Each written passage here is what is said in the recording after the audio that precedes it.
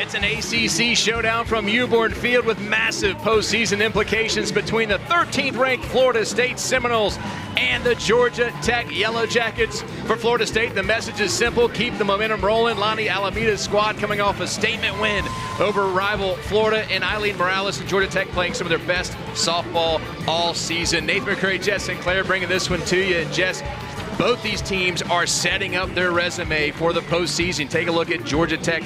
Just one win from that 30 mark, 29 and 23. The RPI is very good at 40, top 50, and strength of schedule is there. And that RPI versus top 50 teams can improve with wins here this series. They're going to have to rely on their stars, though. Grayson Tucker's one of them. Yeah, Grayson Tucker is one of the most important offensive pieces for the Jackets. She took care of business, and Virginia Tech got some big wins for the Jackets this past weekend. They're going to look for her to do it tonight and this whole weekend. And for Florida State, their resume just as impressive. 40 and 7, 10 RPI. They're vying for a hosting regional opportunity. 7 and 7 versus top 25. The strength of schedule a little below Georgia Tech, but again, they're going to have to rely on their stars. And Issa Torres for the Seminoles has been everything for them. Yeah, Issa Torres has the best batting average in Division I. You can't do any better than that, literally. They are going to look to her to start off their offensive power tonight. She leads the batting lineup for the Florida State Seminoles,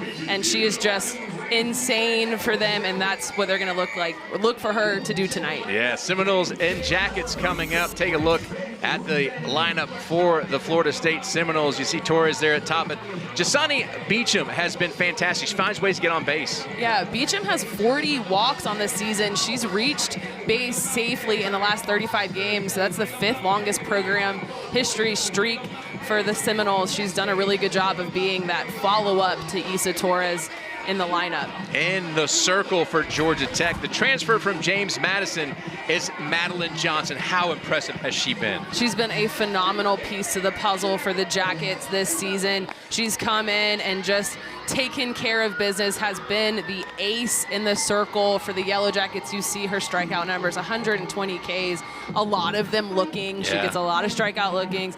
She's going to sit mid-60s.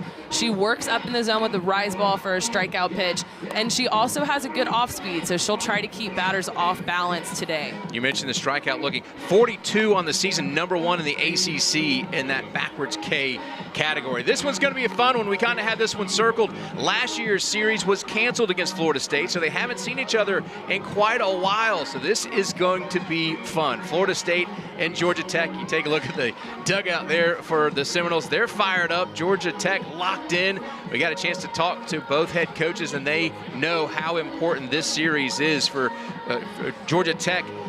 Build on that momentum. You defeated Virginia Tech in the series, 2-1, and that was a huge win for them. It was their best road win of all time.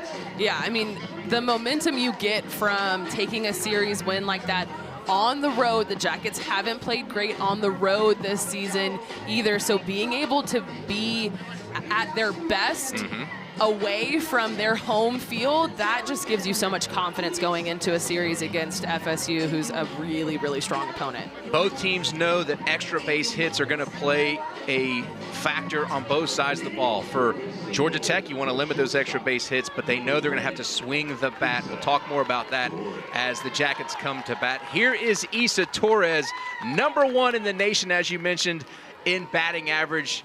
You got to find a way to keep her off the base. The first pitch is outside for Johnson. She's been the workhorse for Georgia Tech, no doubt about it, in the circle. So impressive.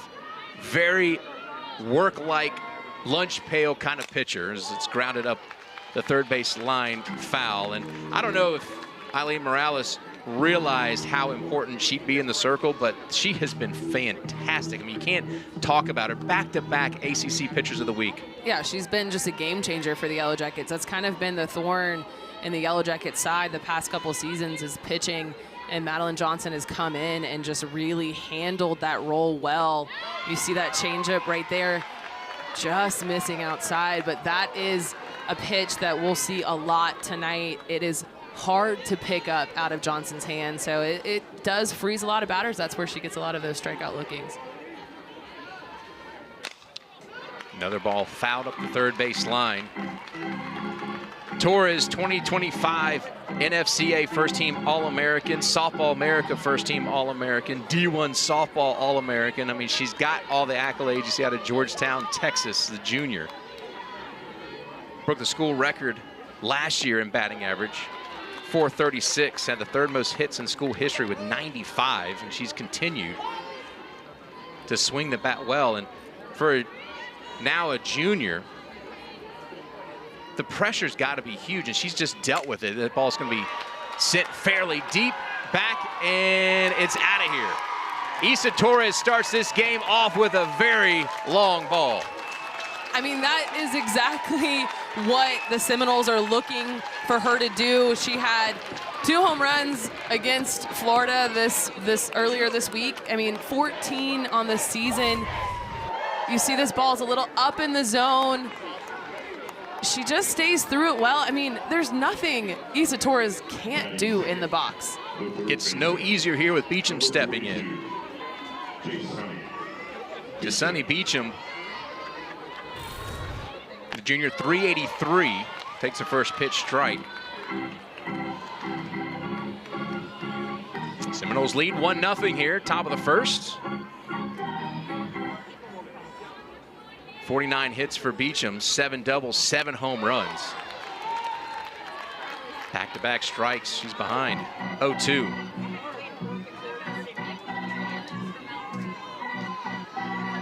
Hometown athlete out of Tallahassee, Florida.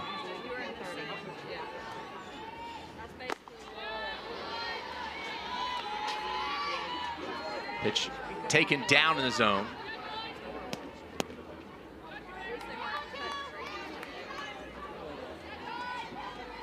You mentioned leads a team with 40 walks. Tapper, Johnson onto Leschber for out number 1. Nice response by Georgia Tech and Johnson. Yeah, that's what you look for your starter to be able to bounce back. I mean, you never want to give up a leadoff home run for sure, but no one's on base. It is a 1-run game. You know, you want to just be able to push through and bounce right back and go and get outs. I don't think anyone was expecting Isa Torres to not score some runs this weekend. So she's doing what everyone expects her to do, hitting that home run first at bat. I mean, that's no surprise, right? Figure out how to win a game around her is going to be the Jackets' whole goal this weekend. Yeah, you weren't on the call with us with Coach Morales, but she said the exact same thing what you just said. She said, we know it's going to happen. We just have to make sure no one's on base and you limit them as best you can. Yeah, exactly. I mean, expecting the #1 batting average in the country. Another Tapper back to Johnson. Had to go up the ladder a little bit, but she makes the play. Making a play there. But expecting the #1 batting average in the country to not be productive is, you know, that's not feasible. That's not the game plan you have if you're the Yellow Jackets. You want to just be able to handle the rest of the lineup, and then your offense has to pick up the slack. Here's Anna Hind with 2 outs.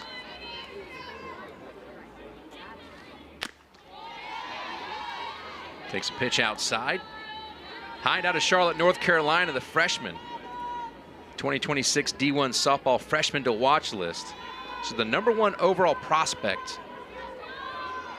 in tons of recruiting websites. She was the North Carolina Gatorade Player of the Year. Started the season extremely hot with a 14-game on-base streak. It's got a 2-0 count here. Ball down. Hind 345 on the season. And this is a young Florida State team. 4 freshmen in the lineup starting here this weekend, and they're consistently in the lineup. Change up, called for a strike, 3-1.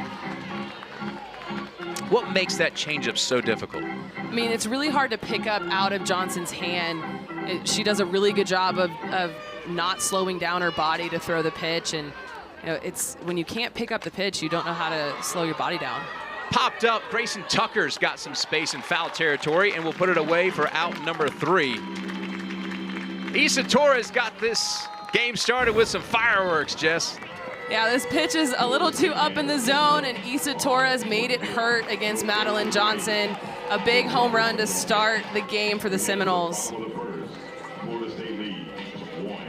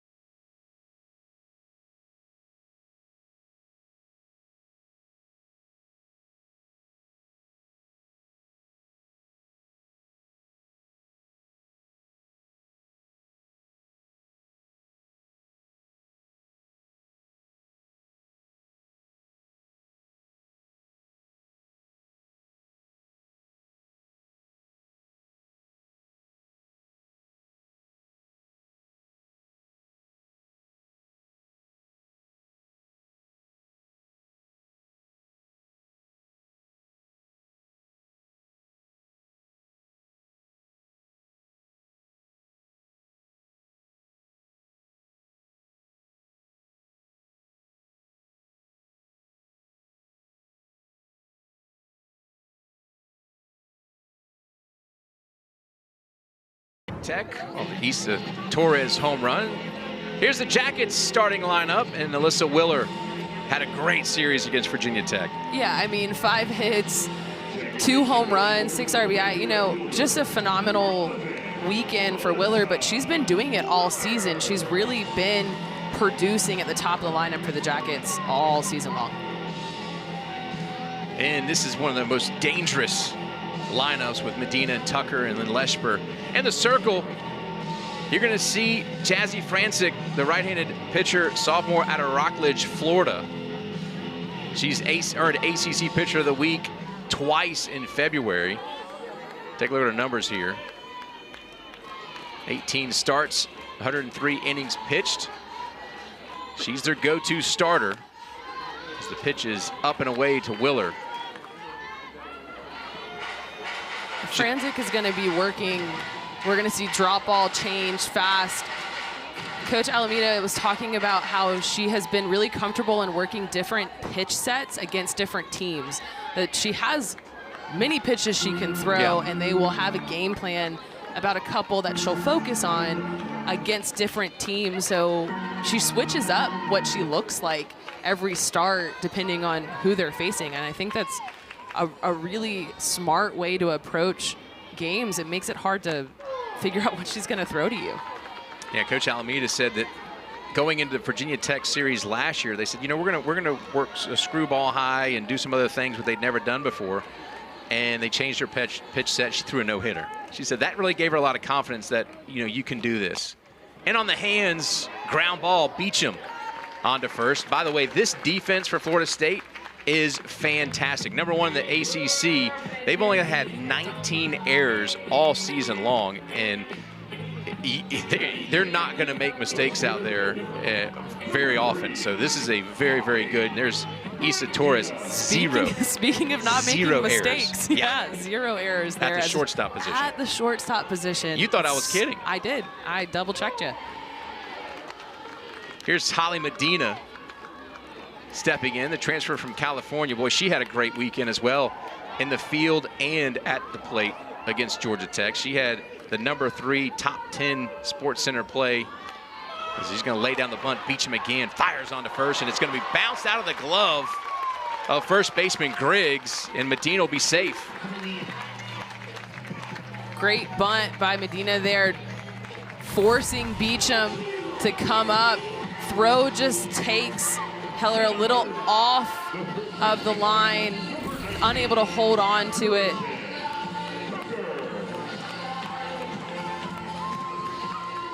We'll see how they rate that as Grayson Tucker steps in with a runner on.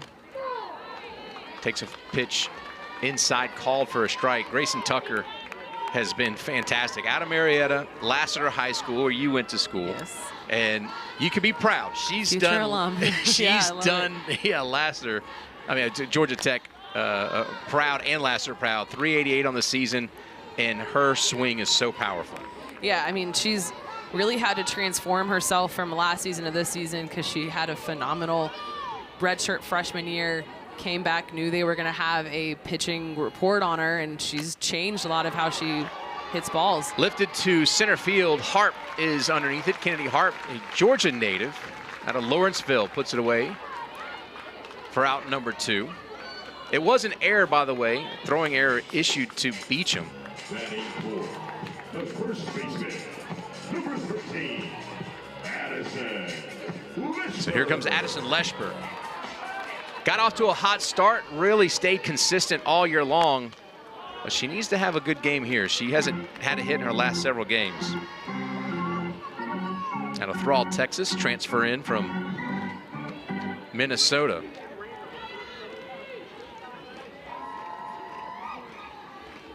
That's here with a runner at first base. 2 outs. Coach Morales has consistently talked about just the energy that Leshberg brings to the lineup and to the team. She's really an energizer bunny for the Jackets. She's a leader. Like you said, she does need to get her bat going a little bit here for the Jackets to be successful in this part of the lineup. But, you know, you can't really trade anything for that energy that a player like Leshberg can bring. Fouls that off. Yeah, she's 0 for her last 10, but she does have 6 walks in that time period, so she is still finding ways to get on base. When she gets a hold of one, she can really hit it well. She got a great celebration as well.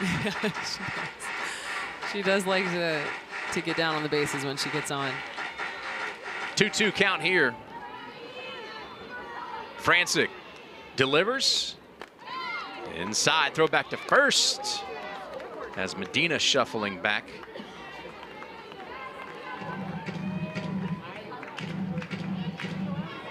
Georgia Tech, their offense, 327 as a team, number 7 in the ACC. They've got 69 home runs, which is good enough for 4th, and that ball's turned on and roped. That's going to be in the street. Just a protection swing there. Yeah. Senior will do it again, 3-2.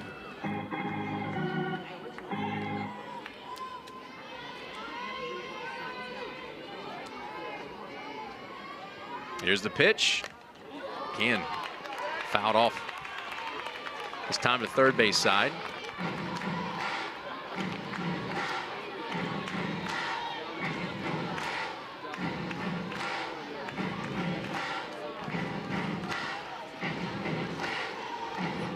They'll reload 3-2.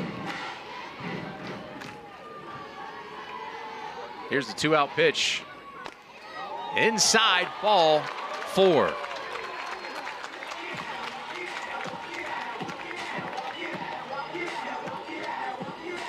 So Medina heads to second base, Leshberg at first. And here comes Reese Hunter, the Jackets catcher.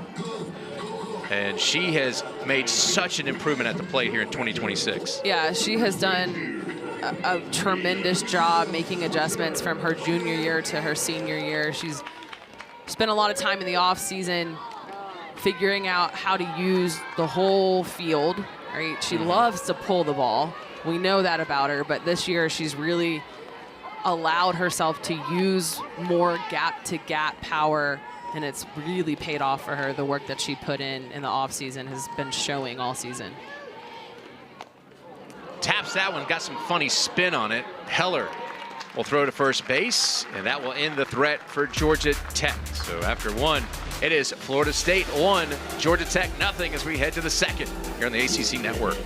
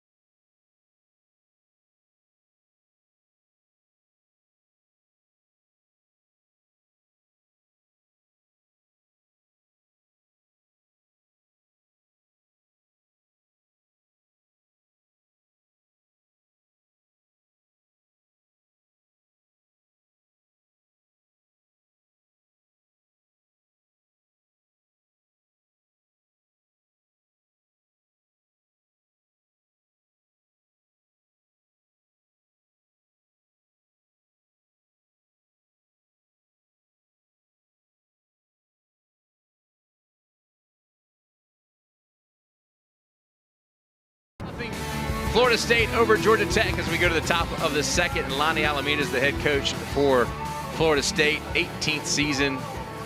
She is a national champion, tons of College World Series experience, eclipsed 1,000 career wins. And when asked about that during the interview, she said, it just means I've been around a long time. Very humble, but what a coach, what a job she's done at Florida State. Oh, yeah. I mean, if you talk to anybody that's played for Lonnie, they love it. They go back and support her. She really creates such a great culture down in Tallahassee. Here is Bella Ruggiero stepping in. And the courage that she showed coming out, being diagnosed with breast cancer last year, and has been really a champion for cancer survivors and those battling. 1 ball, 1 strike. And they do some cool stuff on their website honoring those around the athletic department and families who've been affected by cancer as well. So yeah, no, it's been a great thing to watch her fight through it and be able to be a face of it. And yeah, like you said, the courage that it took for her. And I know you could really tell that the community that FSU softball has to have her back through that, it just was special to watch. Swing and a miss. 2 balls, 2 strikes. It was like a gut punch when you heard. Agreed. Around the country, probably around the world. And any time you hear something about somebody you have such regard for, respect for. And line right to the glove of Grayson Tucker for out number 1. First out is recorded. I think Grayson Tucker was almost like, look what I found. Yeah. Really low line drive there. Good contact, but just not able to get it through. This is going to be a test for the Yellow Jackets. Can they get through the second half of the lineup and come out unscathed so they can keep this ball game close? The whole lineup for the Seminoles is pretty potent, does a good job of producing runs. So, they don't, just because they've already seen Issa Torres, that doesn't mean they get to take their foot off the gas in the second half of this lineup. They got to focus on Kennedy Harp right now, out of Peachtree Ridge High School in Lawrenceville, Georgia. NFCA second team All-American 2025. She finished the season second on the team with batting average last year, had 10 triples. Yeah, I can tell you, Kennedy Harp, very hard batter to throw to, very fast on the bases as well. Great outfielder. Yeah, she's a little bit of a legend in Metro Atlanta. Yeah.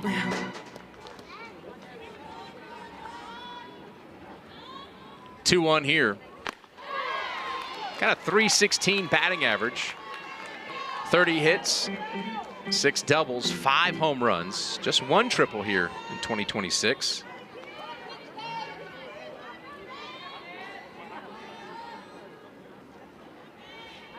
Two-two is going to be sent and going to be just foul. Spinning towards the bullpen. And that benefits Georgia Tech, because if that got down, she would have flown around the bases. Yeah, definitely. I mean, just a little bit out in front, off the end of her bat. She's got a really long, big swing. I mean, she's just tall. She's got athletic. long limbs. Yeah, so when she gets her hands out a little too early, she'll pull those balls foul. Swing and a miss. Madeline Johnson has her first strikeout. That was a big one. Great location here. Madeline Johnson just right at the knees of Harp. That's a really hard pitch to get your barrel down to as a tall hitter. Here's Marin Heller. Seminoles second baseman, .361 on the season. Watches the first pitch fly by. Another freshman out of West Des Moines, Iowa. She was ACC co-freshman of the week back February 17th. She's on that D1 softball freshman watch list. Like the Jackets, Maddie Duffel, her first career hit, or collegiate hit, was a double. That came against Samford. And these freshmen get to see the best pitchers almost immediately. They had these tournaments where she had to face number 7 UCLA at the time. She had 2 doubles against them, you know? Yeah, I mean, if you're coming in and as a freshman to a program like Florida State and you're going to get an opportunity to play, you're going to get the best experience there is out in softball. I mean, they're not only top of the ACC, but like you said, their preseason and their midweek games are tough. They're going to play a tough schedule, and you know everyone's gunning for a win against Florida State, so you're going to get the best that teams have to offer as well. Inside strike, especially when that long streak, 16, 17 wins in a row. Exactly. You want to be the team that breaks it open. The 3-2 count coming to Heller. 2 outs in the inning, bases clear. 1-0 Seminoles. Lifted to right field. Duffel gives it a look. Vukadinovic will come in and put it away for out number 3. So great job by Madeline Johnson with strikeout. And then the final out as we head to the bottom of the second, 1-0. Florida State had no runs, no hits, no errors remain, no runners.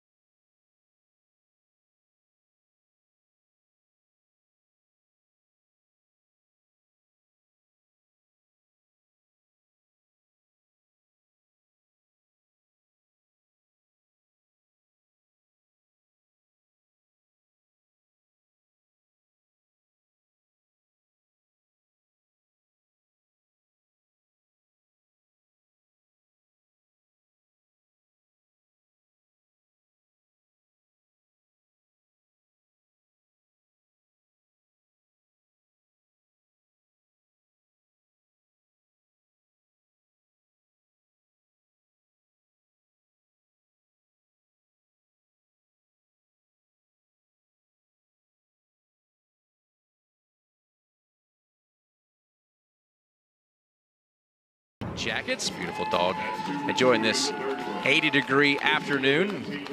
Eileen Morales also enjoying this afternoon. Good start for the Jackets so far, limiting the offense. And 9th season Georgia Tech head coach, played here on the flats and just done an incredible job, looking to go to the postseason for the 2nd year in a row. Yeah, playing really good. Her program is playing really good softball right now. I mean, that's all that she's looking for, is to be peaking at this time. Right? This is the time of the year that you want to be playing your best ball. You know, in the interview with her, it was refreshing to hear her say, this season has been a grind. It has not been easy, and these athletes had to step up and overcome challenges and face challenges head on, as Vukadinovic pops that one straight to Beecham for out number 1. And she said it's been a grind, and the processes they put in place, which she talks about all the time, she's seeing the benefit of those now. Yeah, I like the terminology that the Georgia Tech staff as a whole uses, the systems and the processes they put in place. Very techie, right? They put these systems in place, and if their players buy into it, then you just continue to trust the system and trust the process, and you're going to eventually get the results that you're looking for. Maddie Duffel steps in, the freshman out of Senoia, Georgia. 270 on the season. Mentioned her first collegiate hit was a double. That came against Alabama early in the season. She had a great start to the season as a freshman, and Coach Morales out of fall ball said her and Gracie King were both players that just showed up not looking like freshmen. Bounced, Beecham snares and fires to first for out number 2. What a play by Beecham. That was a phenomenal grab there. I think if that ball gets over her head, it would continue to curve foul a little bit, but with that snag, able to keep it in the field of play and get another out. We talked about their defense. I mean, they're showing it right there. Beecham's been busy as Emma Simon steps in. She's found some power numbers as that ball's going to be caught by Danley. Just when you think it's going to drop in for Simon, Danley shows up and puts it away for out number 3, ending the Jackets here in the second. Big play by the left fielder. Danley on her horse coming in to make the 3rd out, not letting anything fall. Tremendous defense for the Seminoles. Georgia Tech is proud to partner.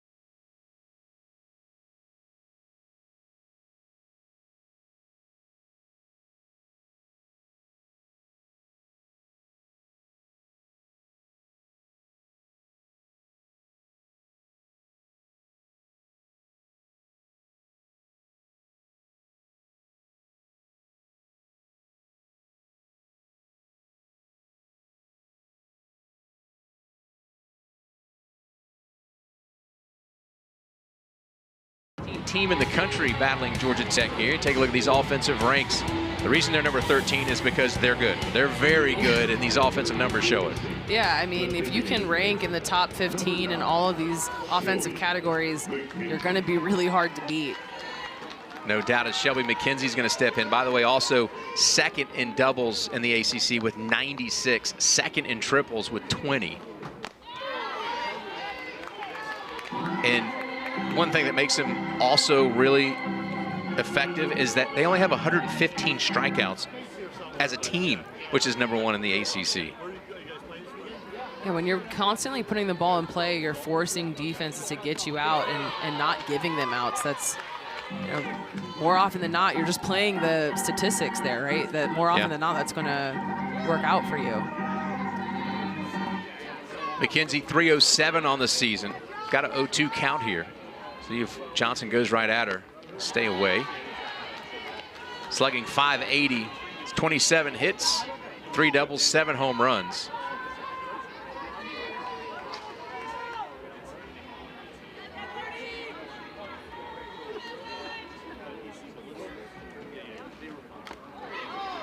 Got a piece of that one to stay alive.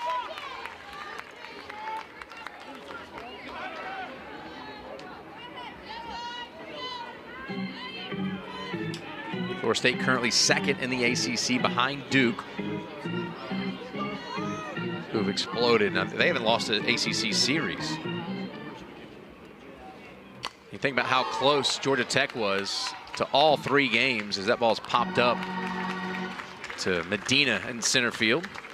How close Georgia Tech was to all 3 of those games versus Duke here at Newborn Field. Yeah, there's been a lot of games where the Yellow Jackets have been really close to some big wins, but just weren't able to finish it, which is why this past weekend against Virginia Tech was such a big weekend for them, because they figured out how to finish ball games that they were ahead of. First pitch to Griggs is popped up, and Leshberg gives it a good look. It goes into the Florida State dugout behind the netting. Haley Griggs, another freshman in this lineup, out of Perrysburg, Ohio. 2016, 10 years too late. 2026 D1 softball freshman watch list. Didn't mean to foul ball. She was named Gatorade Player of the Year in the state of Ohio. She also played in a PGF Futures All-American game where she was named MVP for that performance, bringing her talents to Tallahassee, Florida. It's got an 0-2 count. Ball high. It just seems unfair when you see just so much talent, one after the next, and then you look and go, oh, none of these are seniors. You've got 4 more years of this. Yeah, I mean, I think that's great for the Seminoles, right? They're so excited that they're able to put it together. Big strikeout there for Johnson. Strikeout number 2, and that's big because Issa Torres will bat with nobody on. See this pitch just running away from Griggs. Big swing, just unable to catch up to it and stay enough on plane to get a piece of the ball. That's just a tremendous pitch there by Johnson. She runs that pitch away from righties, and you'll see it a lot tonight. Torres hit her 14th home run of the season back in the first. Facing Johnson here with 2 outs in the top of the third. Inside.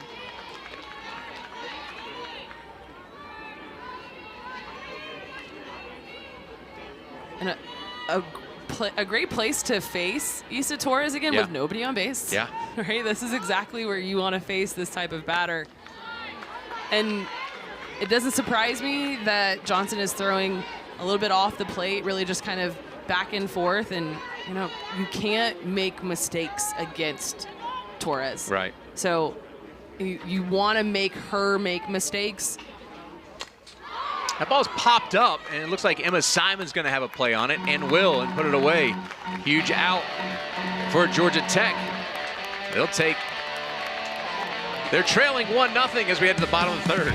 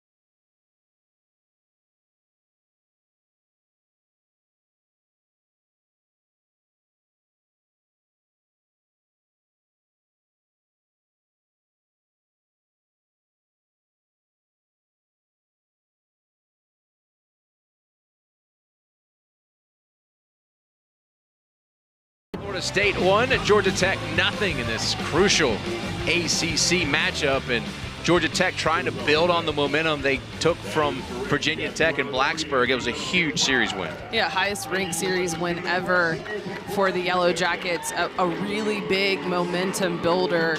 Something that we talked about earlier, the Yellow Jackets getting really close to big wins but not being able to finish the job.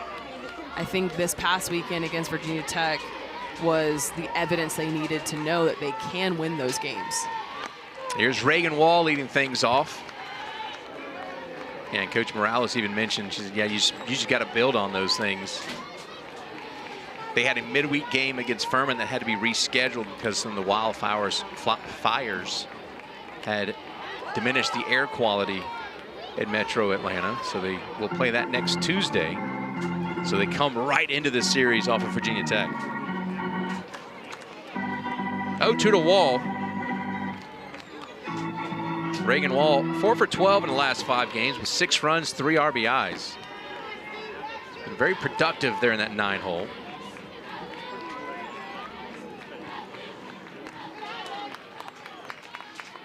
Down You know, when Reagan Wall was brought into the program and we started hearing about her, started looking at her, you said, okay, she's got the speed that Georgia Tech needed, because they were not a program that was known for stealing bases, being aggressive on the base paths.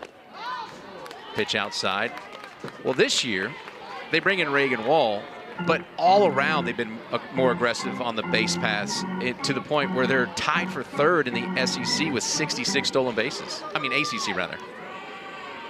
Yeah, I mean, the aggressiveness on the bases has really changed how the Jackets look offensively. It's been another addition to just the growth that they've seen offensively from last year to this year.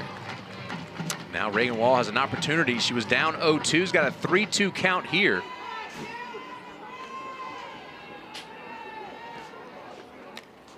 Stays alive, fouls it back. She's another transfer from James Madison. Seems like she does well in Virginia. She had a good series versus Virginia, and then went up to Blacksburg and had a nice series.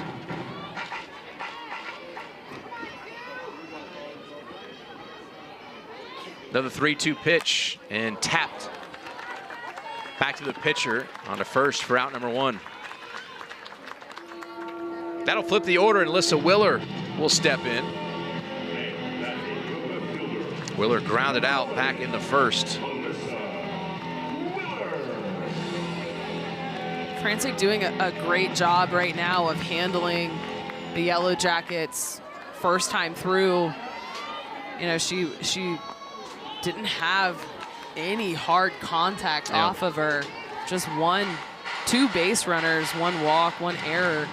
You know, hasn't given up a hit yet to the Yellow Jackets. She's done a really good job of working that pitch sequence that we were talking about to start in the first inning.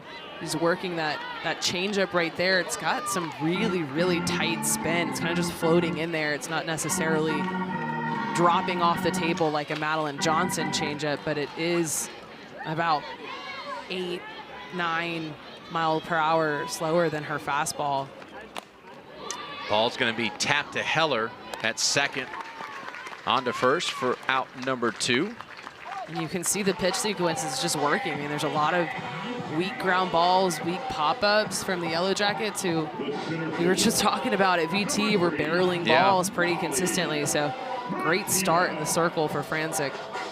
Here's Holly Medina.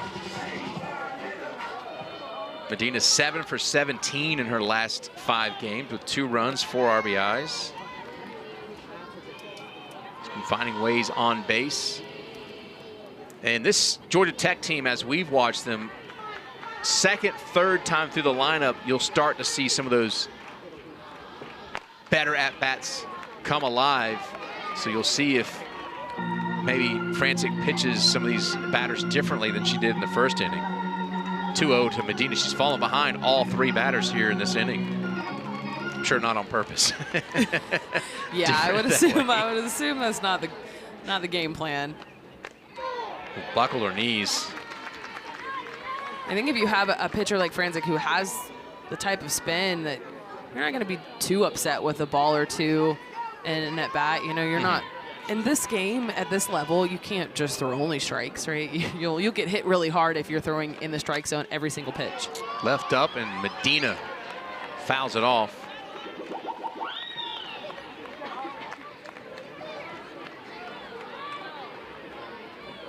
Medina got some good playing time last year at Cal. And transferred to Georgia Tech. And as we were kind of learning about Holly Medina, she was listed as a utility. We thought maybe we'd see her at second base some, in the outfield some. And because of her offense, you couldn't take her out of the lineup. And she really found a home in center field, and she's been fantastic.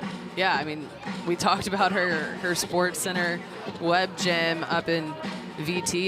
Yeah, she's been great in the outfield, and like you said, she's just made a case for herself to not be taken out of this lineup at any point. She's had a couple walk-off home runs already. We saw her try to lay down a bunt earlier today, so she's really one of those players that has many different tools in her tool belt. She's got speed, she can bunt for hit, she can leave the park. You know, that's a tough batter to pitch against. Tough out. She's got a 3-2 count here. 2 outs in the inning. Here's the pitch from Franczyk. Fouled off. Reached on an error back in the first.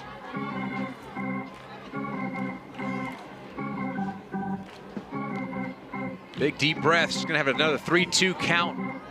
The Jackets trail Florida State here in this bottom of the third.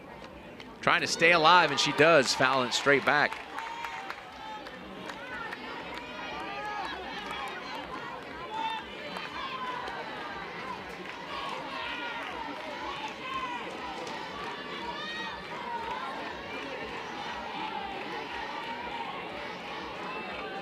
Another 3-2 on its way. Popped straight up.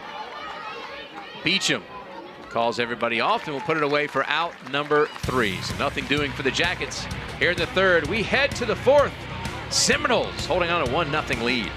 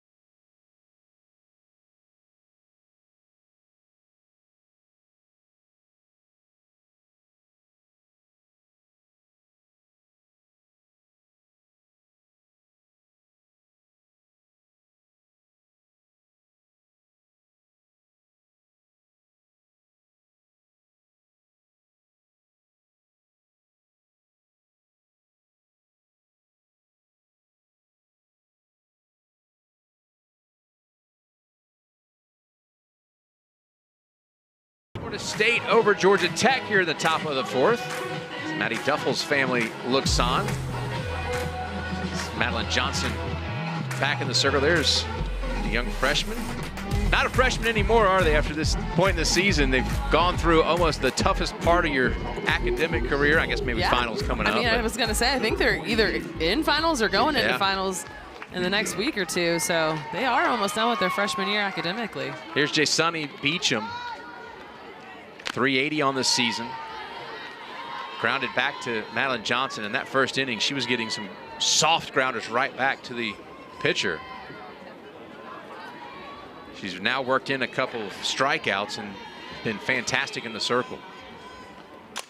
Ground ball's going to be just out of the reach of the aforementioned Duffel.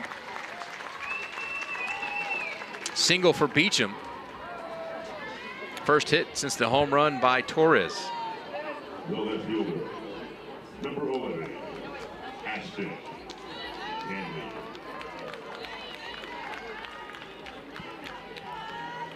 Here's Danley. She's got a great story. She pitches, she hits in the plays in the outfield. I mean, really does everything well. She was named Tennessee Gatorade Softball Player of the Year out of Winchester, Tennessee. Bats here with a runner on and nobody out. Trying to help her team on the offensive side here. Outside, 2-0.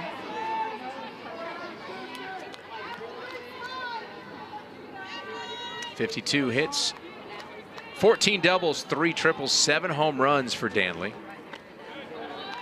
You can see why they don't want to keep her out of the offensive lineup. 7 stolen bases as well, so she's got speed. He had a tremendous catch in left field. Used that speed to rob a little single from Emma Simon. Watches that one. 3-1.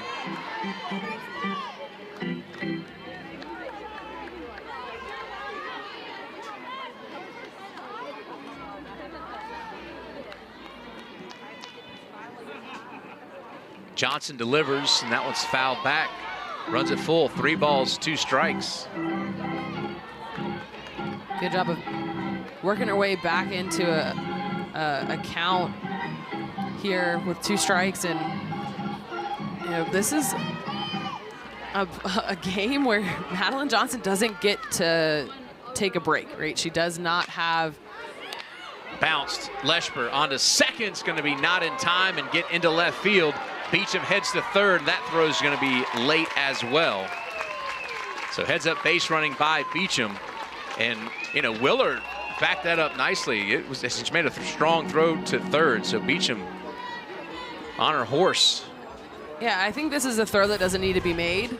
For Madison Leshper, you get an out there. I mean, you definitely want to try to go for 2 anytime you can, especially against a lineup like this. If you can get 2 outs, you know, you'll take it. But I think that was a little too late of a throw to make.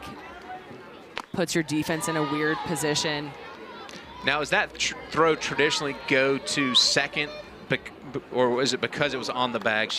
It's easier to make the tag, because obviously you take away the force if you get that first out. Yeah, I mean, I think it's a judgment decision. Okay. You know, you want to make sure you're getting an out somewhere. With Leshper being a lefty, it's not the hardest throw for her to second. You know, she maybe could have made that throw to second and gotten a lead runner. She wouldn't have really had to move her body too much to throw to second from her position at first. And their first strike, 1 and 2. By the way, not questioning Leshper's decision making, but it's just interesting because you see the force out at second's a lot easier to make. Of course, if you throw it in the center field, doesn't matter. Yeah, like exactly. Said, get it out. It's a bold play to go to second with that. I think that the safe play is to definitely get an out at first. But I think when you're playing teams like Florida State, you want to keep them out of scoring position. You might need to push yourself to make those bold plays. Hind fouled out to Grayson Tucker, her first at bat. And she's going to strike out there, 3rd strikeout of the game. And the throw back to third is not in time. Close bang play as Beecham had come down the line. Yeah, Beecham trying to create some chaos on the base paths. I definitely see her game there. You see a big strikeout here, change up from Johnson, drop 3rd strike by Reese. So having to get an out at first to ensure that strikeout counts, and strong throw across by Leshper. Beecham definitely makes it back in there safely, but you never know. I mean, if Beecham forces that throw across the diamond and Leshper throws another ball away, you know, that's the chaos that base running can create, especially if you're heads up and smart about it. I think that was what Beecham was looking for there, just to draw a throw, see what happens. Here's Erin Dixon out to talk to Johnson in the circle and Reese Hunter as well. In her 3rd season here at Georgia Tech. And what a gym she's got in Madeline Johnson.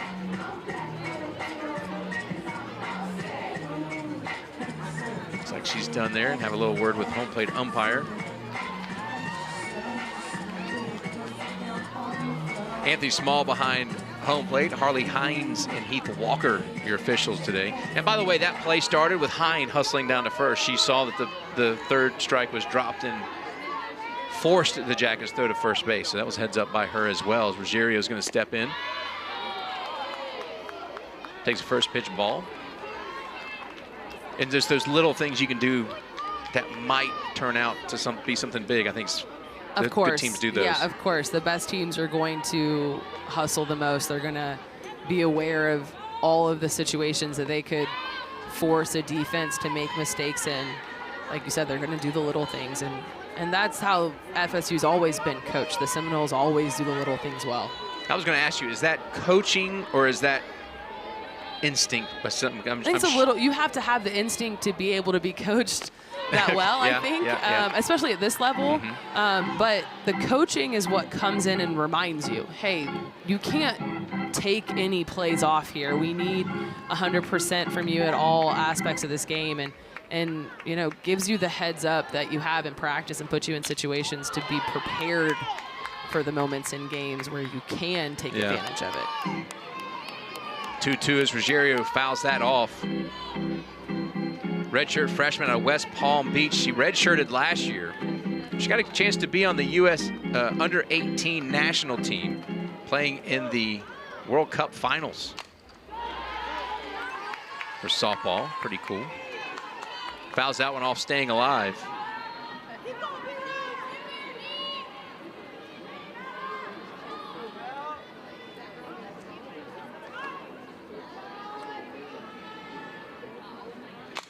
And tapped foul. Phenomenal job of just staying alive. That's a changeup down in the zone, but the changeup's been fooling batters all season long out of Johnson's hand, and sometimes you just need to put a bat on it and ensure that it's not going to be the third out. Bat on that one, Tucker will fire to first, and it's the third out. Stranding Beecham at third. So nothing doing for the Florida State Seminoles. We'll head to the bottom of the fourth, still 1-0.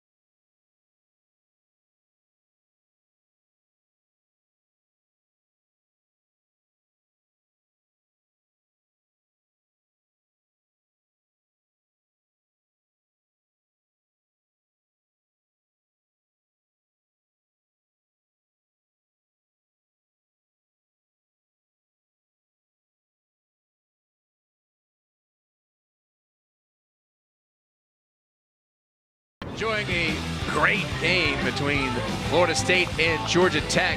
Didn't expect anything less. This is a huge matchup here in the ACC. As we head to the bottom of the fourth inning, 1-0 Seminoles, and Grayson Tucker will lead things off for the Jackets. Take a look at her numbers here in April. What a job she's done, and just fantastic.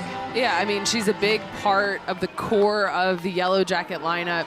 You see 6 home runs in April, 17 RBI. I mean, she just has to be playing good softball for the Yellow Jackets to be successful. Yeah. That's something that we've heard from Coach Morales continuously through this season, right? She's one of those players that really just needs to be on for the Yellow Jackets lineup to be doing what they're supposed to do. She's going to ground it to Torres over to first in a 6-3 putout.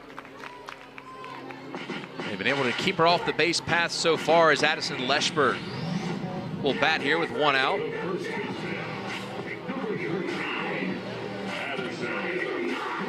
Leshberg walked back in the first. I think Jackets will take a base runner here. Just get something going.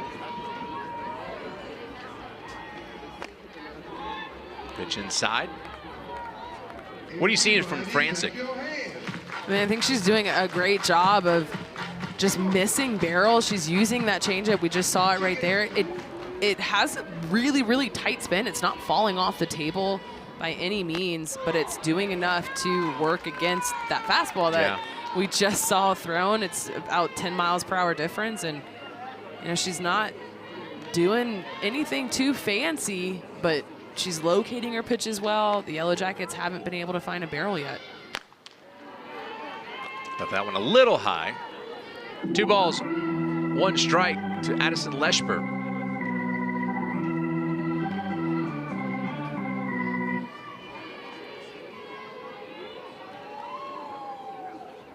Leshbert transferred into Georgia Tech after the 2024 season out of Thrall, Texas.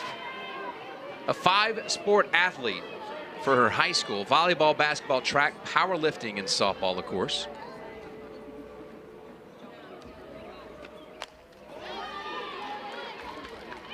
We talked about her power swings. Her bat speed through the zone is pretty impressive too, is to get to that pitch and foul it off. 2-2.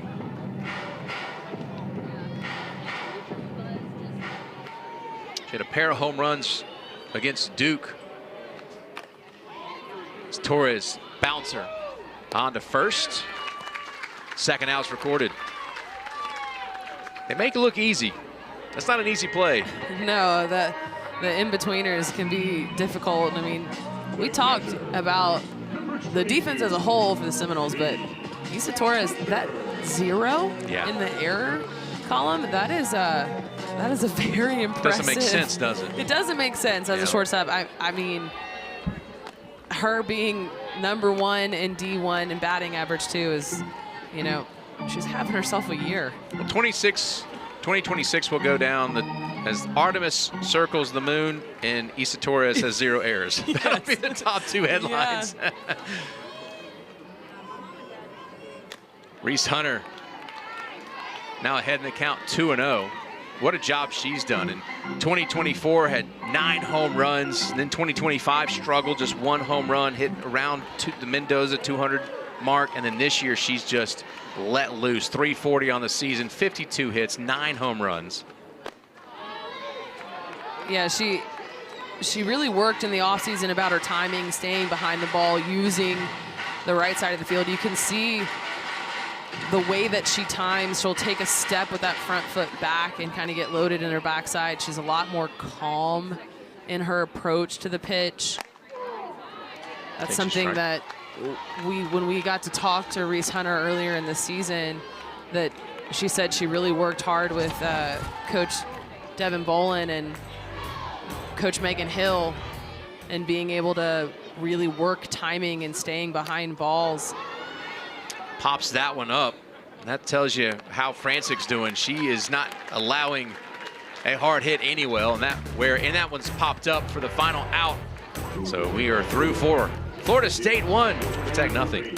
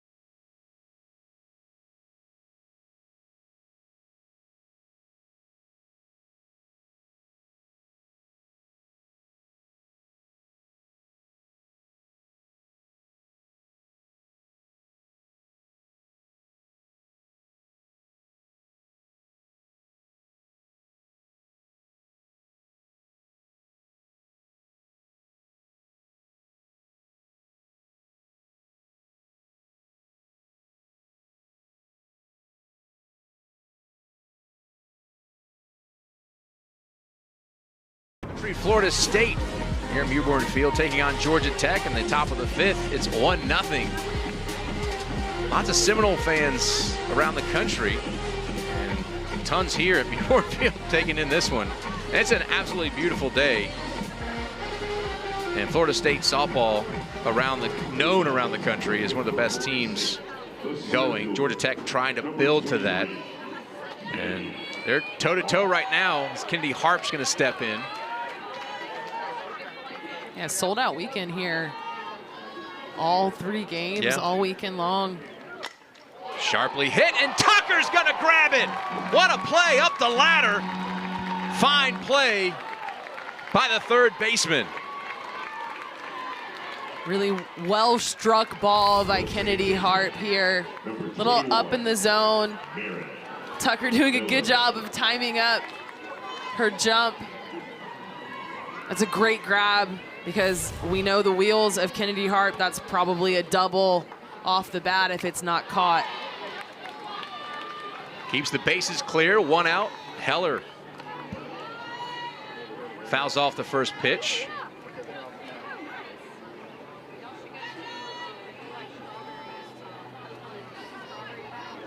.358 on the season for Heller. Flew out back in the second inning. Gotta love good defense, especially when you got a 1-0 game. Good pitching, good defense. Yeah, I mean, it's what keeps you 1-0, right? That you have to have that behind you in a game like this. Grounded, Leschper gonna have to hurry back. Duffel was there, but she'll take it herself. That was kind of a tweener. Do you let it get through or do you take it? And Leschper, yeah, I think you put your head down and you get there.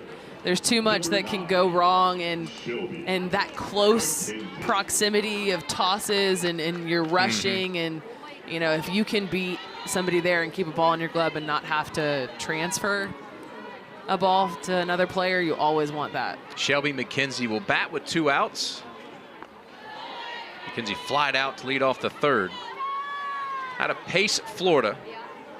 Her mother, Amy McKenzie, was a softball player at Alabama. She earned ACC Player of the Week earlier in March. Swing and a miss. Also got the national nod, the NFCA Player of the Week that same week.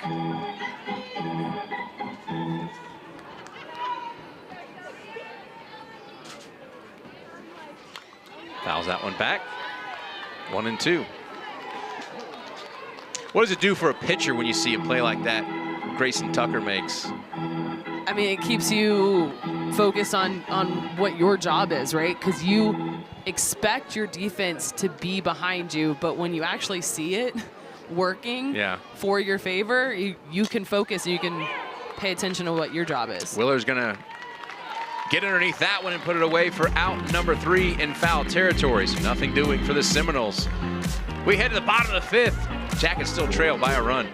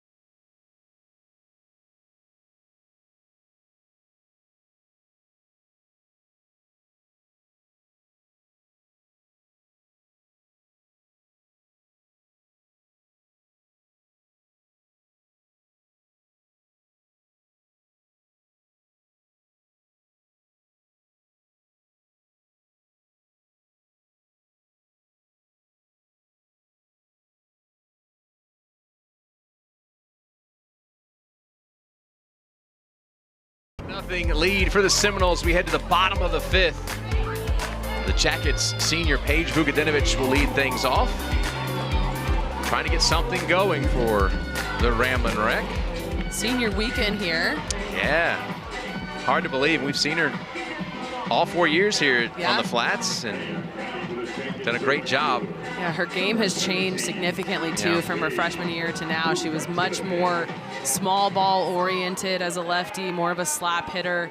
She still uses that every now and then she'll lay down a bunt. She has that potential at any given time, but she also works gap to gap, uses her power. You know, it's cool to see the evolution of a player from freshman year to senior year. Squares to bunt there. Gonna have a new left fielder as number 6, McKenna Sturgis will head out there, left field.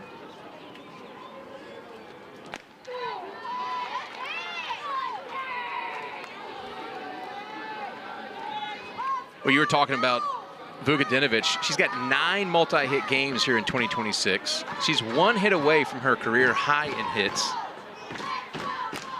She's going to ground that one. Tough bounce by Heller. Nice play for out number 1. Well, these Jacket hitters have impressed the nation at how aggressive they've been. And it just goes to show how good Francic's been today. Yeah, I mean, she's done a phenomenal job of keeping the Yellow Jackets off balance. I mean, they've had 8 ground outs so far. Just a testament to how off they are in their timing, right? They're not able to really barrel something up and get hard line drives and really carry anything into the grass. Maddie Duffel takes a strike on the inside edge. Now one down the middle. 0-2. Duffel grounded to third. Back in the second.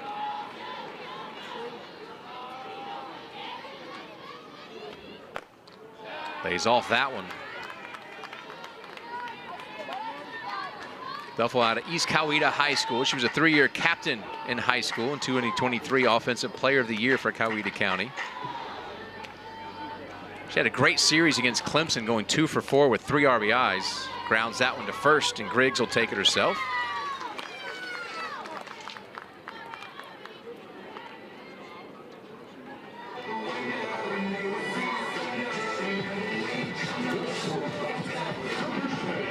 All right, here comes Emma Simon. She was robbed by the previous left fielder, Danley.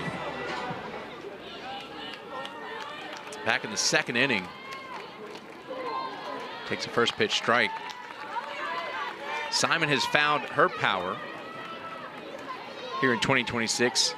5 home runs for the sophomore. It was down in the dirt. Yeah, Simon, another one of the Yellow Jackets, has just had great growth from her freshman year into her sophomore year. You see it with Simon, you see it with Willer. They had successful freshman years each, but you know, the experience they got under their belt has really led to better sophomore years. Chopped Torres. Throws to first and dug out by Griggs for out number 3. So again, nothing doing for the Jackets. Ahead to the 6th. 1-0 Seminoles.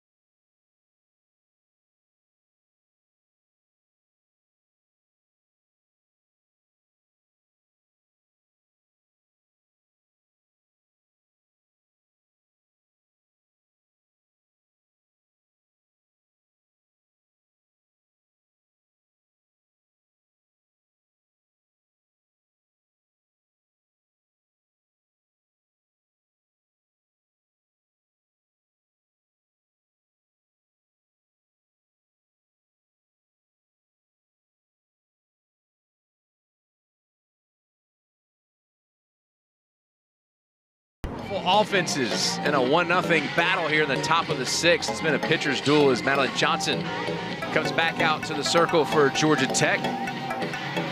Fantastic evening for her. 5 innings, 2 hits, just 1 run, and that was a solo shot by Isa Torres and 3 strikeouts.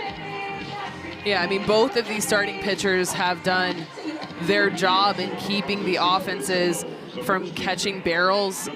Both have, you know, just used off speed, used the corners of the plate, and we haven't seen a big adjustment being made by really any hitter on either side of the game tonight. Haley Griggs takes the first pitch strike. Bats in the 9 hole, be 9-1-2. Griggs, Torres, and Beecham scheduled to hit. Just off the plate. 1 ball, 1 strike.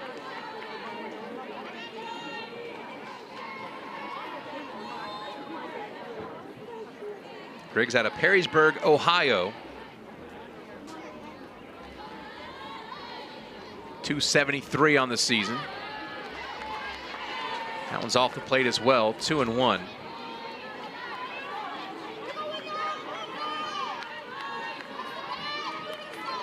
Griggs in the 9 hole.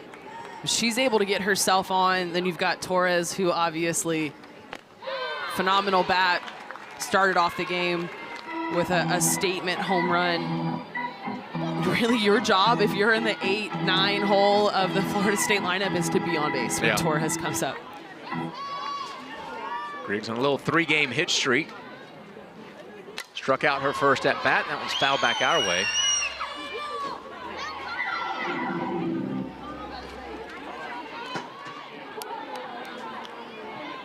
Two balls, 2 strikes to Griggs.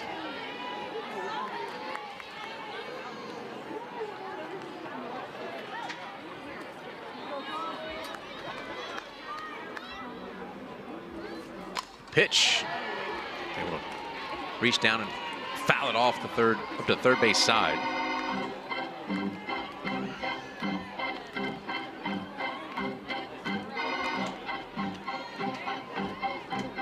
Seen a lot of batters tonight be able to fight off some third strikes, right? But they haven't been able to really make the adjustment after that. After that, we've seen a lot of rollovers and a lot of easy pop-ups. There's been a lot of extended at-bats so far from both sides of this game, but not a lot of success after that. 3-2 pitch coming to Griggs. Lifted left field, and Willer can't quite get there. She will give it everything she's got. We've seen her barrel into that wall. We've seen her lose her glove into the bullpen. You're right. She will go 110% for an out, and that's what you want to see. If you're Madeline Johnson, you want every out you can get. You want your outfield to be putting their bodies on the line for outs. Staying alive. 3 balls, 2 strikes to Haley Griggs. Called a couple of her sister's games. Her sister was Kylie Griggs, played at Pitt for 4 years.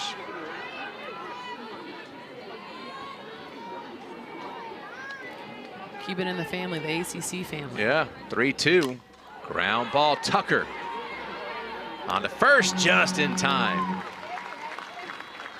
That'll flip the order, and here comes Isa Torres, and she led off the game with this bomba.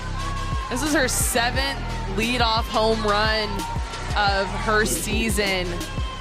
I mean, you can't say much more about Isa Torres that we haven't already said. Leads D1 in batting average. I mean, her 14th home run in the season, we just saw right there. You know, she's the spark plug. She's everything. Yeah. She's the extension cord. She's the electricity. Yeah, exactly. Here's a heat map. Take a look at that. I don't see anything but red there. And that's slugging. So what you're looking at there is all red is where she hits the ball well and for power. And she just hit one well and with power, and it's a home run for Torres. This is what you expect from the hitter that Isa Torres is. She had a 2-run home run game against Florida midweek. She has 2 home runs tonight. The only redeeming quality, you see this, she just stays through it, up in the zone again for Madeline Johnson.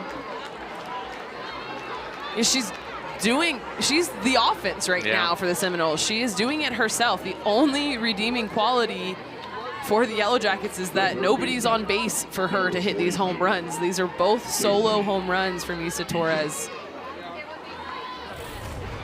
2-0 Seminoles as Beecham's going to step in. 1 out in the inning, 1 run across on the solo shot by Torres. Beecham singled back in the 4th. Grounded back to Johnson in the 1st. Takes a pitch off the plate. And after the home run, Johnson really locked in against Beecham. Now she's got to do it again. Yeah, I agree. I mean, you don't want to let one player beat you. And that's going to get into center field past a diving Emma Simon. Second hit of the game for Beecham.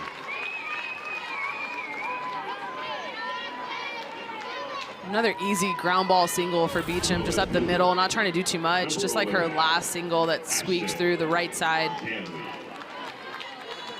And if you're Johnson, you don't want to let one player beat you, but if it is Torres, you know, that's kind of what everybody expected a little bit. You want to handle the rest. Danley's going to bat. She stayed in the game, although she's not in the field. She's the designated player now. 0 for 2 with a ground out to the pitcher and ground out to first. Runner on, 1 out. Fouls that one off.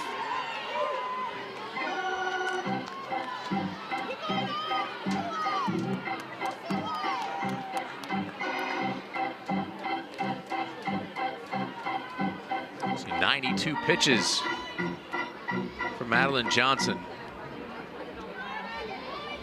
The 1-1 bounces away from Hunter. Beecham will head down to second base and runner in scoring position with just 1 out.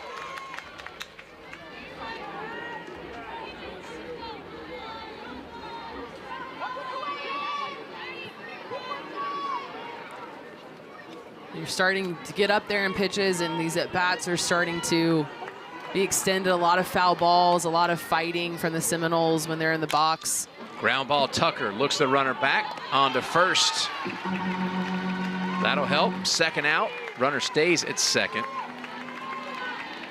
Yeah, but when you start having these longer at-bats, you're adding more pitches to that pitch count. You start thinking about, is a pitch change coming? Yeah. How long will Johnson be able to go? I mean, she's had complete games this season. She does have the stamina. She's done it before.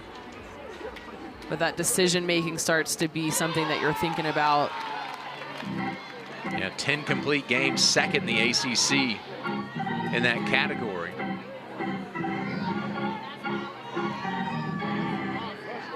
Oh, 1 count to Hind. I feel like that second out takes a lot of pressure off. Still got to throw strikes here.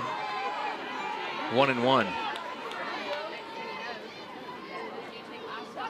Sydney Watts in the bullpen for the Jackets, the young sophomore.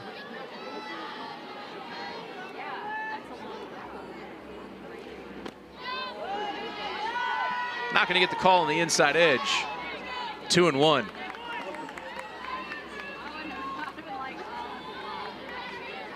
You know, we saw Madeline Johnson at the end of the Virginia Tech Game 3 laboring a little bit.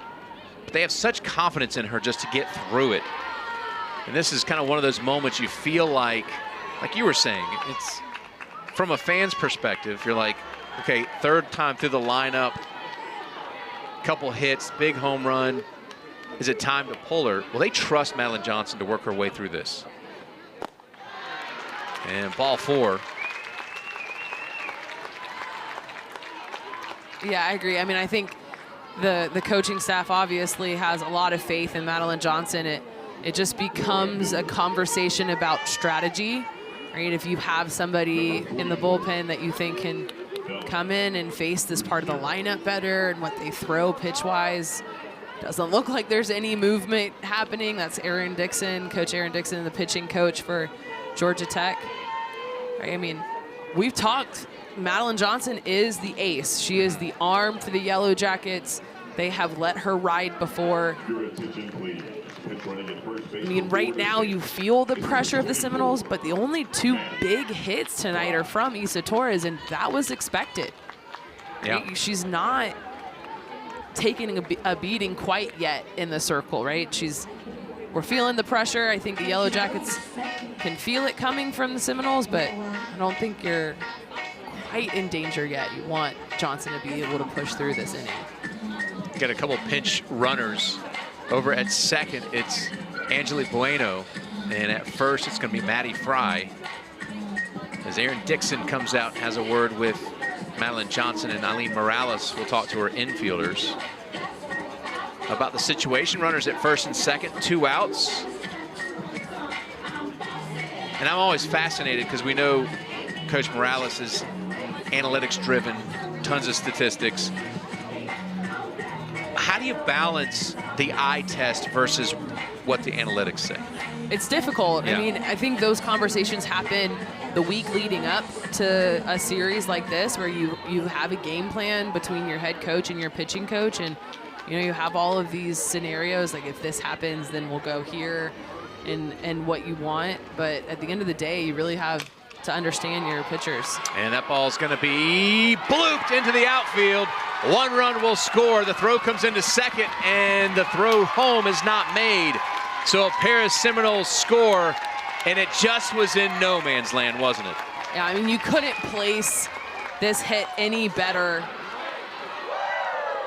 Rosario putting a ball right over the head of Emma Simon off the end of the bat. That's the contact you want if you're Madeline Johnson. Just didn't have enough air underneath it to stay up long enough for a outfielder to catch it. 4-0 the score is Kennedy Harp's going to step in and take a strike. Runner at first base, 2 outs.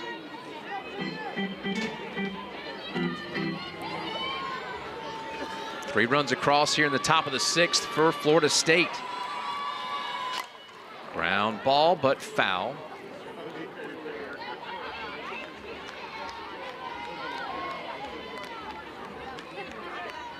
I think what hurts you the most looking back at that last single that scored 2 runs is the walk, right? Yep. Having that walk on base, adding that extra run there is really what hurts. Hop straight up, and looks like it's going to get out of play. Because even though it was really timely for Rosario to put that ball in play, it wasn't a good piece of hitting, right? It was off the end of the bat. Luck comes into play occasionally, yeah. huh? I mean, at this level, you're not going to barrel every single hit you get. It's just about putting a ball in play. Ball down. Hunter gets in front of it. You see Madeline Johnson just does not become untied. She's always composed in the circle. Fouled off. Yeah, I think she's got a ton of experience under her belt this season from being in really tense moments against some very good opponents. The Yellow Jackets ACC schedule this year was no joke. It was a tough schedule to work through, and so she's been in this position before. Harp the other way. Leshper puts it away in foul territory, and that will end the inning. But Florida State puts up 3 runs in the top of the 6th. The first one came off the bat of Torres. Second home run of the game for Issa Torres. Make it 15 home runs on the season.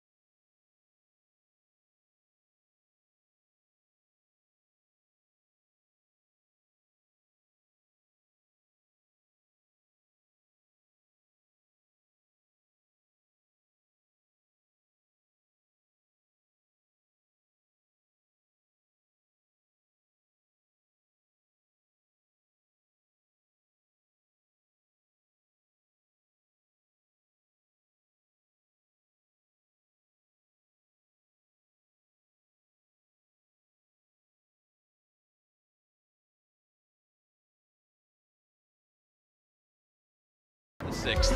4-0. Seminoles over Georgia Tech, and a little bit of breathing room here for Francic.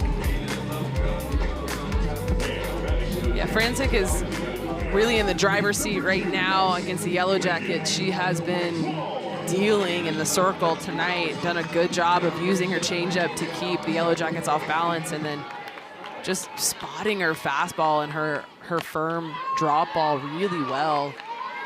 A very different looking offense today for the Yellow Jackets than what they showed against Virginia Tech this past weekend. In all 3 games, they were really all over the bases, putting a lot of pressure on a top 10 opponent. Tonight, really silent in the box. Yeah, goose eggs up there for Francic in the hit and run category. Reagan Wall takes a strike, 2-0.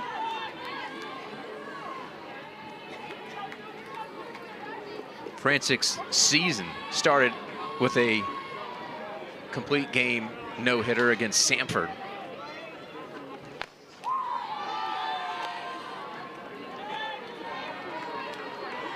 Trying to make it 2 here in 2026. 3-1 to Reagan Wall. If she gets on base, you can expect some pressure applied on the base paths. She's going to send it to center field on the fly. Harp underneath it for out number 1.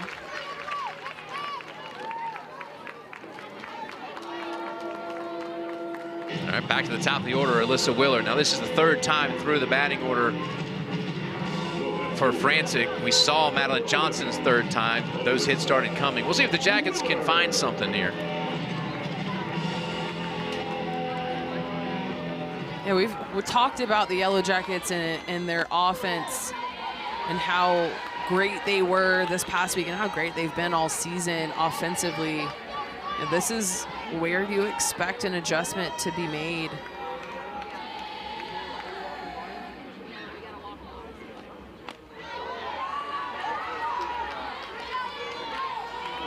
One ball, one strike. That is Francic's changeup that she just threw. And the spin on it, it is not dropping off the table. It's not floating in there. It has really tight spin, so it's hard to pick up. That ball is popped up and played by Hind behind home plate. Right up the silo. Willer's 0 for 3.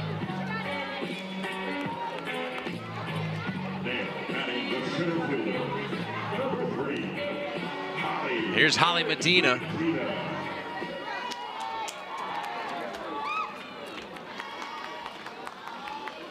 Medina squares the bunt, pulls it back, takes a strike. Medina reached on an error back in the 1st.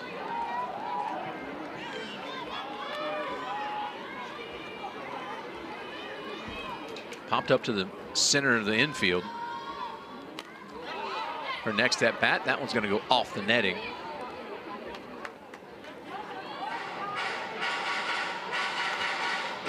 Medina out of Hesperia, California. High school's player of the year. Back in 2022. She's had 11 multi-hit games here in 2026, including 2 walk-off home runs, one against Boston College, one against Jacksonville State, and she's put a charge in that one, but it is foul. Almost a great catch out there by a fan. The ball was hit far.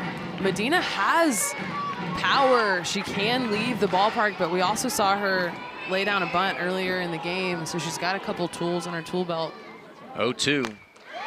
Couldn't find that one. Strikeout of Holly Medina ends the inning. After 6, Florida State 4, Georgia Tech nothing.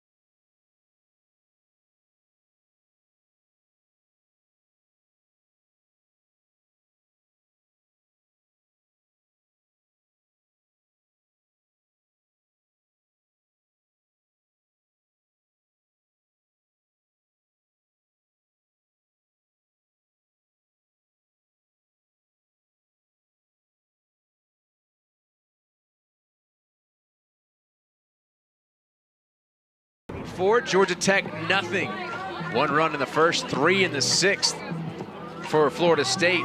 Georgia Tech yet to get on the board, yet to have a hit.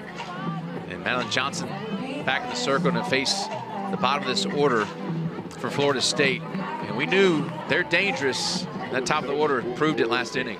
The second baseman, number Yeah, I mean, Madeline Johnson has done very well in terms of, staying off of good contact by the Seminoles. I mean, you could take Issa Torres out of there, right? I mean, she's obviously having herself a night. She 2 home runs, but outside of that, Beecham has 2 singles, but ground ball singles through the infield. Nothing really hit tremendously hard. So not a horrible outing. You're just facing such a good opponent. And Francic's been fantastic in the circle with a no-hitter so far. Heller watches strike 2 on the inside. 1 ball, 2 strikes. Heller 0 for 2. Fly out and a ground out.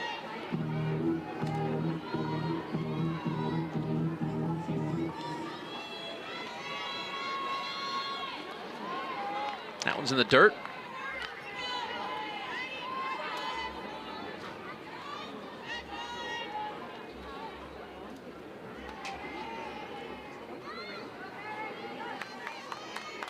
Here's the 2-2.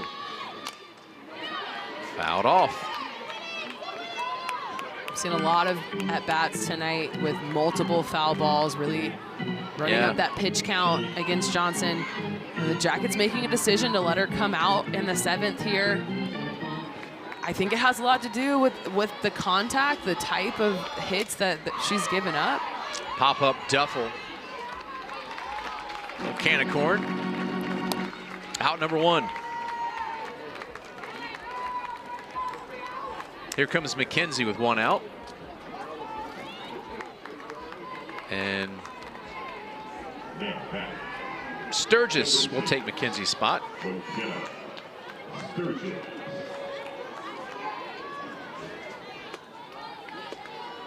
First plate appearance for Sturgis. Watches ball 1.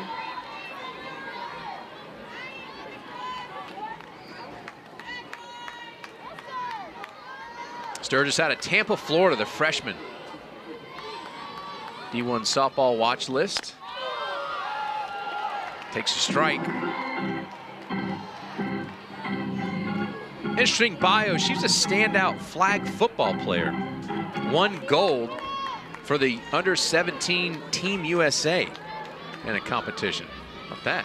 Yeah, that's pretty cool. Line on a bio there. Another freshman in this lineup with just an array of freshmen that are doing really great things for the Seminoles this season. They lost 8 players from a season ago, returned 8. It's the 1-1 off the plate. And then you look and go, oh, these are not just freshmen. These are a loaded freshmen. Yeah, brought in a lot of talent that have made an impact right away. 2-2. Ground ball sharply past Simon into left field. And there you go. That's what we're talking about.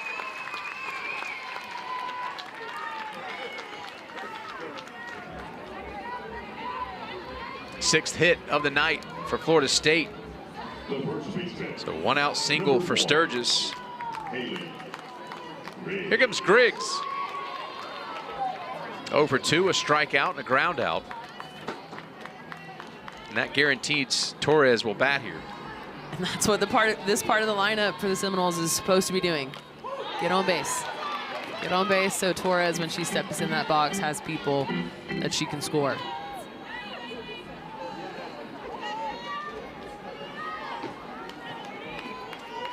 Nothing in 1 to Griggs.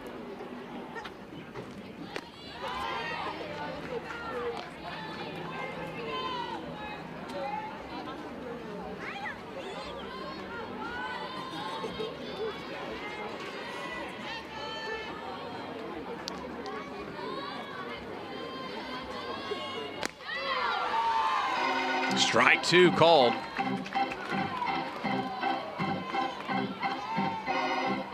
Johnson Head of the hitter here. The sophomore delivers. Just missed.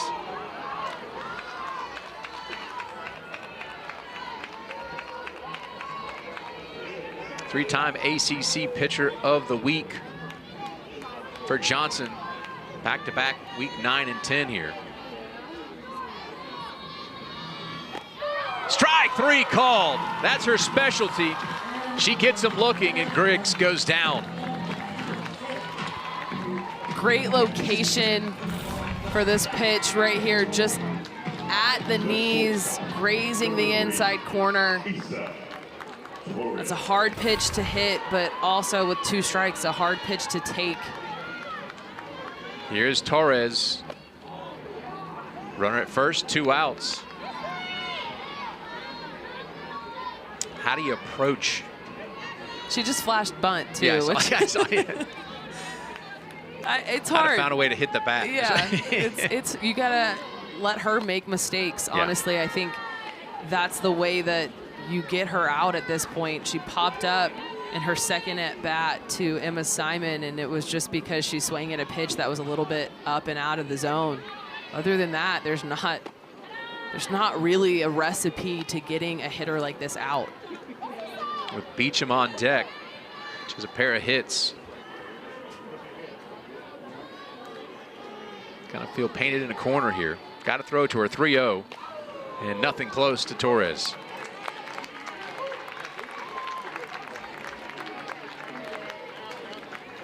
Here comes Beecham, and Erin Dixon will make her way out to talk to Madeline Johnson, the sophomore out of Powhatan, Virginia. Came to Georgia Tech from James Madison, and has just been phenomenal. And again, phenomenal tonight. 6 2/3, 6 hits, 4 runs, 2 walks, 4 strikeouts against one of the best teams in the country. Take nothing away from number 30.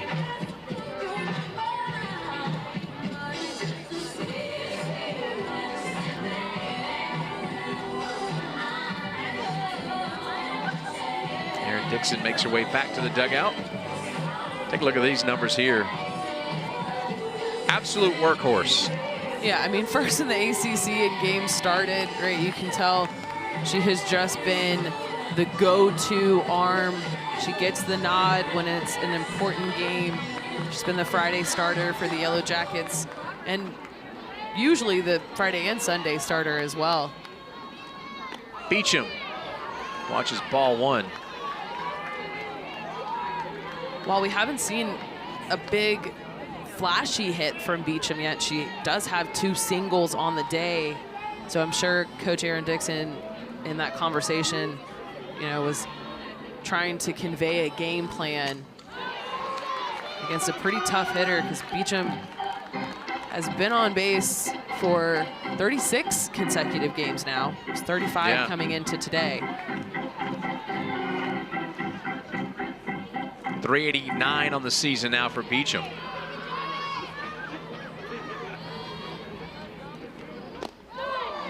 And their first strike. Great pitch.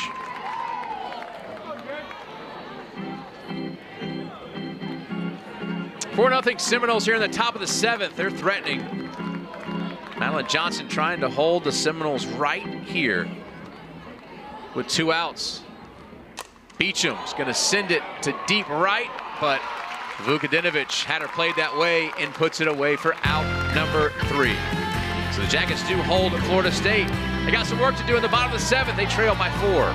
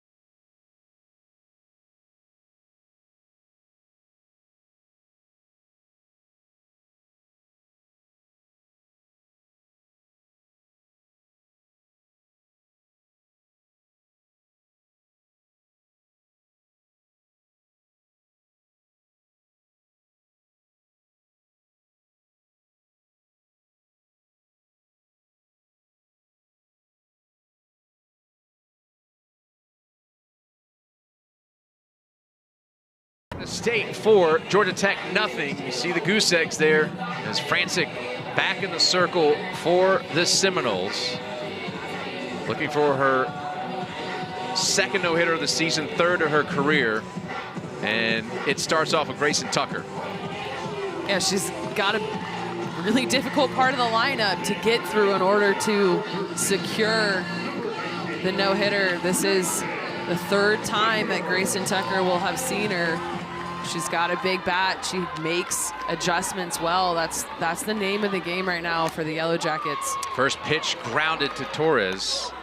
And on to first, and the ball's dropped by Griggs. She did recover. And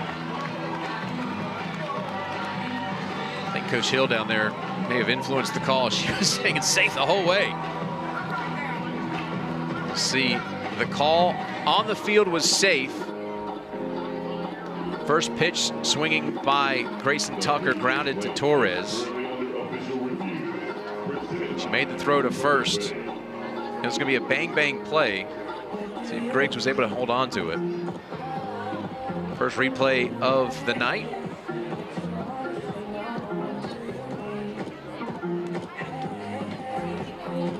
This could be big for the Jackets. Could be big for Francic if it's called a hit single, if she made the base, you know? Yeah. I mean, if it's a bobble, it might be an error, so it might save her no-no there. But the Yellow Jackets haven't had a base runner since the first. They really have just been doing a lot of what we just saw with Grayson Tucker, with rolling over the ball.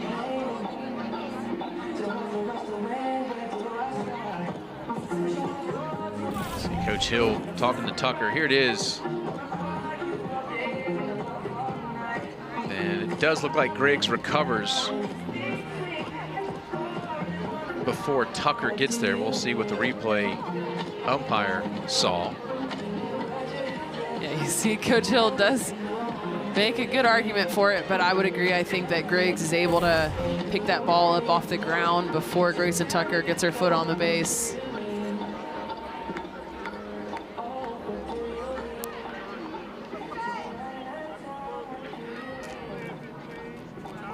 The runner is out, says Anthony Small.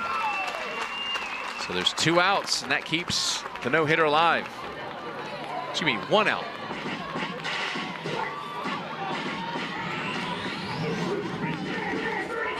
So just a 5-3 in the book, and here comes Addison Leshbert. Boy, she needs a hit. It'd be a great time for Leshbert to unleash on one, if you're a Jacket fan. Ball high.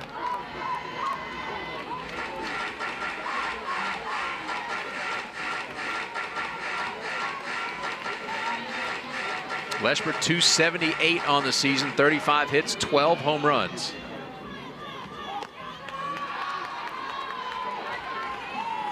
As you coming into this trying to break up the no-hitter, or is that not even on your mind as a hitter? I mean, your goal is to get a hit, right? Yeah, so well, that's, yeah. that would break up. No, not.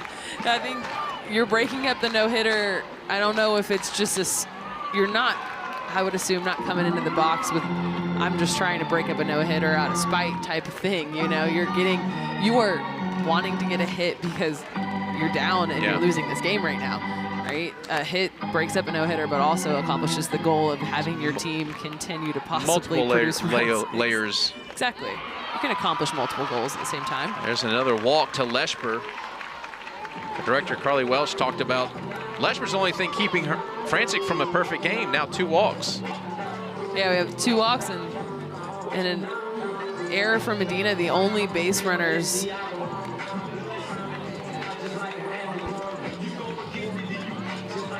Pinch runner coming in for Georgia Tech. It's going to be Abby McInnes.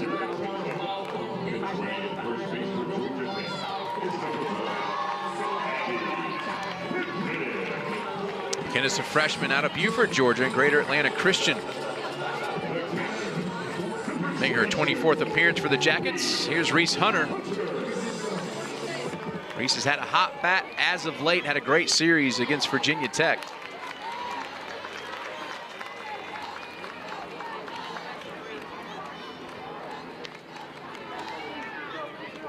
Might not see a better one than that. That was right over the plate there for sure. When you're late in innings like this, obviously, late as you get in a game, right? The 7th inning here, you're down to your last couple outs, though. You want to make sure you're swinging at pitches that you know you are going to hit well. You don't want to just swing at any strike you see. Can be lifted to left, but softly. And it's going to be put away by Sturgis for out number 2.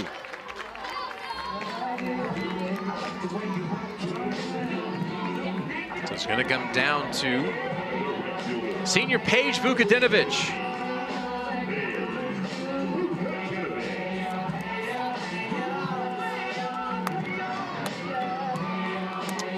McInnes at first, 2 outs for Vukadinovich. Jackets trying to extend the game. They trail by 4.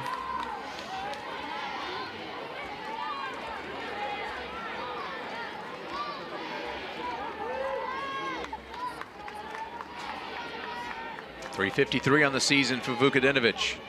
Here's the pitch. Chopped. Second. Oh boy, collision between McInnes and Heller. And they're going to call McInnes out. And that's going to be the end of the game, I believe, but you're more concerned about the player right now. Yeah, definitely with the contact between Heller and McInnes there.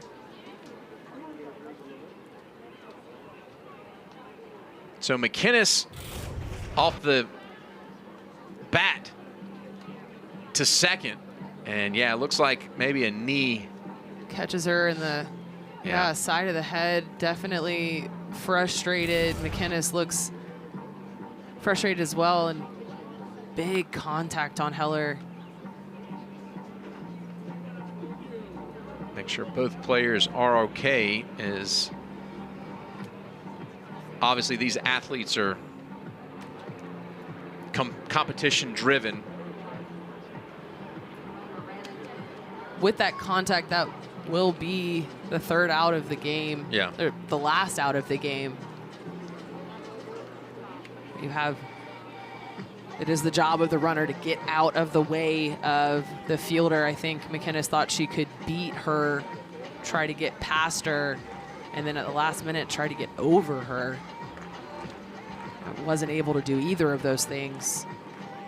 All it takes is simple contact. That was pretty significant contact, and that is definitely an out on the base runner. Yeah, good to see McInnes up. Unfortunately, Heller is still on the ground, but the game will be over. Florida State will pick up the win 4-0, and Jazzy Francic was phenomenal. 7 innings pitched, did not allow a hit, did not allow a run, had a strikeout, and she's going to be the winning pitcher. And I know she's concerned about her teammate here, but what a job she did against a very, very potent Georgia Tech offense. Yeah, with a pretty dramatic and concerning way to finish the game, but you're right, Francic and the circle just looked great for the Seminoles. A big first win in a big series for the Seminoles, the last series in ACC play. Francic picking up her 2nd no-hitter of the season. Just tremendous job of keeping the Yellow Jackets off balance all day long. You see their 3rd career no-hitter.